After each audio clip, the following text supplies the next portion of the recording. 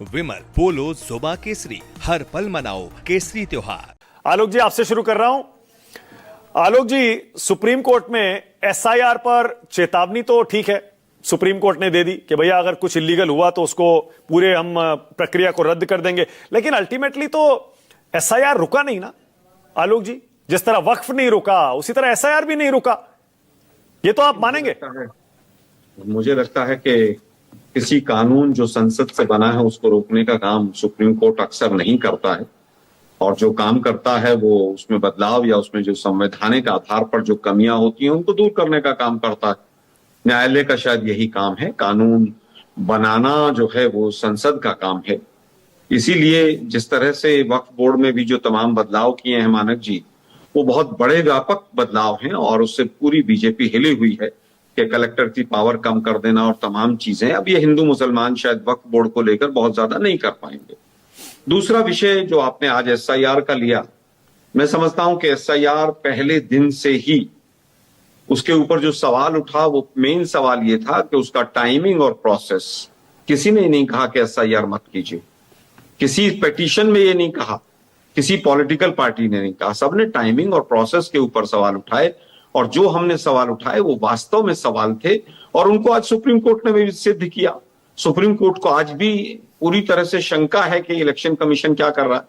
Election commission के वकील जो हैं वो खून के आंसू रो रहे हैं कि हमें कहां फंसा दिया यहां, क्योंकि वोट चोरी करते हैं मोदी जी और उनकी सरकार, जवाब देने पड़ते हैं वकीलों को।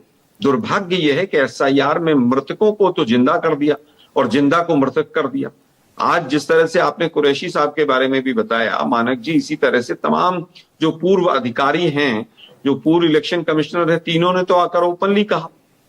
बहुत ऐसे हैं जो पीछे से, पर्दे के पीछे से कह रहे हैं, सामने नहीं आ पा रहे हैं। दुर्भाग्य यह है कि ये सरकार पूरी तरह से वोट चोरी से बनी हुई है। इलेक्शन कमीशन इनका बिजनेस पार्टनर है वोट चोरी करने में।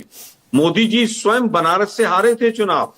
आज राहुल गांधी जी के लिए जब कहा गया कि 7 दिन तक या तो आप माफी मांगिए या फिर आप एफिडेविट दीजिए, राहुल गांधी ने तो कोई भी काम नहीं किया। इलेक्शन कमिश्नर कहां दुबक के बैठ गए भाई? भारतीय लोकतंत्र के ऊपर बट्टा लग रहा है, और इलेक्शन कमीशन जिस तरह की प्रेस कॉन्फ्रेंस करता घूम रहा है, दुर्भाग्यपूर्ण है। आज सुप्रीम कोर्ट ने जो निर्णय लिया है, जो आज ऑब्जर्वेशन आई है, वो बहुत वक्ता सभी चंडीगढ़ मॉडल को भूल जाते हैं कि इनका अनिल मसीह वहां क्या करता हुआ पकड़ा गया था। दुर्भाग्य यह है कि कर्नाटक में एक ही विधानसभा के ऊपर हमने काम किया और एक ही विधानसभा में 1,02,500 वोट फर्जी पाए गए। उसके ऊपर इलेक्शन कमीशन कोई जवाब नहीं देता। एक वहां पर आलंदा करके एक और सीट है, वहां पर हमने काम किया तो तुरंत वहां के जितने सीक्रेट डॉक्यूमेंट्स थे उनको सबको इलेक्शन कमीशन ने वहां से हटा दिया। इलेक्शन कमीशन को बीजेपी बचाती है टीवी चैनल पर बैठकर, और बीजेपी को इलेक्शन कमीशन जिताता है। मैं अपनी बात फिर रिपीट करता हूं कि जो फोटोग्राफ वाली मशीन रीडेबल वोटर लिस्ट है बनारस की, वो 2017 की, 2019 की और 2024 की हमें दे दीजिए। मोदी जी चुनाव हारे हुए थे, मोदी जी को इलेक्शन कमीशन ने जबरदस्ती जिताया है। मोदी जी पिछली बार 6.5 लाख वोट से हारे थे, उसके बाद 1.5 लाख वोट पर आ गए। 1.5 लाख में भी 2 घंटे तक काउंटिंग बंद रखी, और मैं न्यूज 24 पर ओपनली कह रहा हूं इलेक्शन कमीशन मेरे खिलाफ एफआईआर करे, और कोई ना करे तो संजू वर्मा जी कर दें कि देखिए प्रधानमंत्री को हरा दिया आलोक जी ने। तो मैं फिर कहूंगा चोरी की सरकार है। चंडीगढ़ मॉडल सबने देखा था।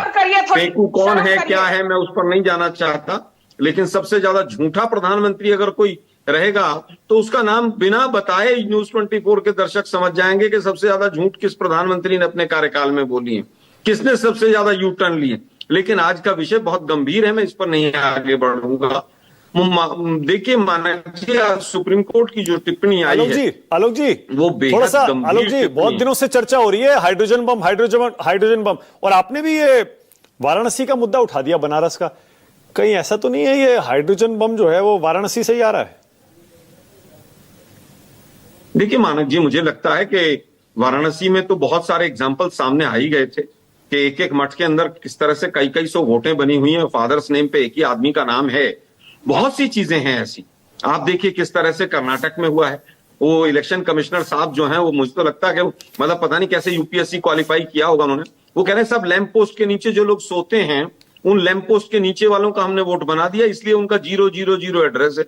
अरे भाई, वो दूसरे लैंप पोस्ट के नीचे जाके सो गए तो संजू वर्मा जी एड्रेस मानक कैसे जी। ढूंढेंगी? और वो सड़क पार मानक जी। करके जाके सो गए तो विधानसभा और लोकसभा बदल जाएगी।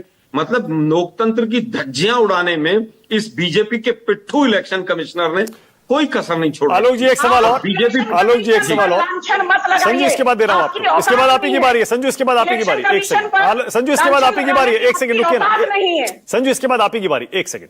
आलोक जी दूसरा है, तेजस्वी यादव अकेले अपनी यात्रा लेकर क्यों निकले हैं? राहुल गांधी क्यों नहीं है साथ में? बीजेपी कह रही है दोनों के बीच सब राहें अलग अलग हो गई हैं।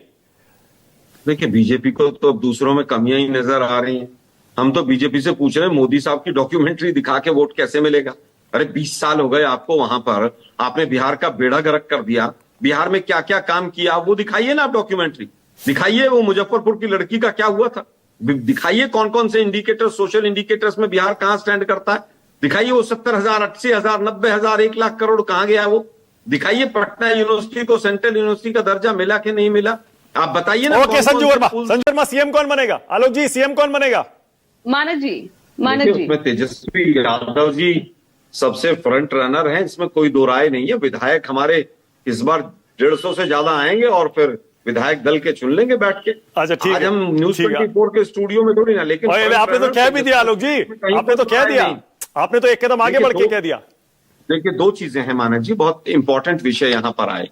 बिहार के मुद्दे भी बहुत इंपॉर्टेंट हैं, चाहे वो डीएनए का मैटर हो, सृजन घोटाला हो, चाहे 70,000 करोड़ का घोटाला सीएजी ने उभारा हो, मानक जी मुझे लगता है कि ये फेयर नहीं है। आलोक जी एक सेकंड रुकिएगा, एक सेकंड अनुपे अपनी बात पूरी करिए जल्दी से, जल्दी से। लेकिन हर्षवर्धन त्रिपाठी भी नहीं बोले उनके पास जाने मानक जी मैं ये एक बार अपनी बिल्कुल पूरी भी बात फेयर करूं, नहीं है। आलोक जी अभी दो लोग नहीं बोले, प्लीज जरा थोड़ा इनको मौका दो। फिर इनकी बात वहीं आके खत्म हो जाती है जहां वायनाड में चोरी नहीं हुई थी और वहां पर लोकतंत्र की जीत हुई थी। एक बात मैं कहूंगी मानक जी, ये बिहार में जो जिस बातों को कह रहे हैं, आइए ना बिहार में, आप जाइए ना राघोपुर में। राघोपुर की जनता अब बिहार की राजधानी से दूर नहीं है, क्योंकि वहां पे जिस तरह की फिल्म बन गई है, सुनिए।